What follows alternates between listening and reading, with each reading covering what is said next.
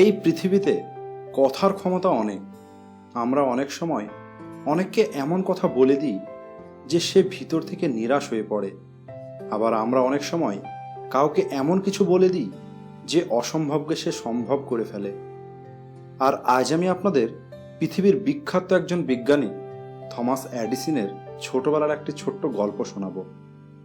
Thomas Edison যখন ছোট ছিল, স্কুলে যখন পড়াশোনা করত, সে একদিন স্কুল থেকে ফিরে তার মায়ের কাছে গিয়ে একটি চিঠি দেয় আর বলে, মা, এই যে কাগজটি আমার টিচার তোমাকে দিতে বলেছে।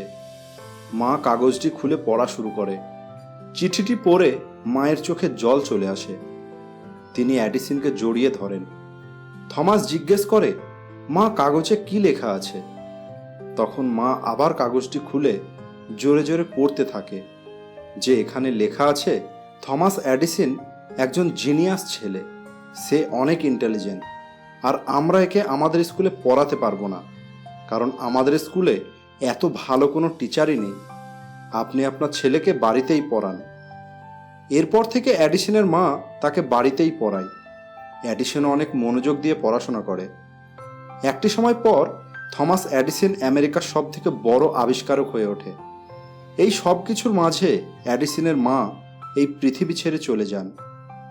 একদিন এডিসন ঘর পরিষ্কার করার সময় সেই কাগজটি, যা ছোটবেলায় তার টিচার তার মাকে দিতে বলেছিল, সেটি সে দেখতে পায়। কাগজটি হাতে নিয়ে এডিসন খোলে। সেখানে লেখা ছিল, আপনার ছেলে মানসিকভাবে দুর্বল, আমরা একে আমাদের স্কুলে পড়াতে পারবো না, আপনি একে ঘরেই রাখুন। এটি পড়ে এডিসনের চোখে জল চলে আসে যে তার মা কত বড় কাজ করেছিল।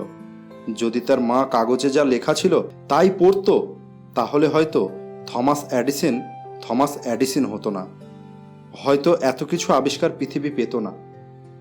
আমরা অনেক সময় অনেককে এমন কিছু বলে দিই যার কারণে সে মনের ভিতর থেকে নিরাশ হয়ে যায়। তাই আমাদের সবাইকে বিশ্বাস দেওয়া উচিত। কথার মধ্যে অনেক ক্ষমতা থাকে, সবসময় পজিটিভ কথা বলা উচিত। শেষ বিন্দু আপনাকে বলছে, যে সিঁড়ি কারোর জন্য উপরের দিকে ওঠে, সেই একই সিঁড়ি কারোর জন্য নিচের দিকে আসে। তাই সব কিছু চিন্তা ও কথার উপর নির্ভর করে। তাই আপনি করুন কিছু এমন যাতে পৃথিবী করতে চায় আপনি করেছেন যেমন।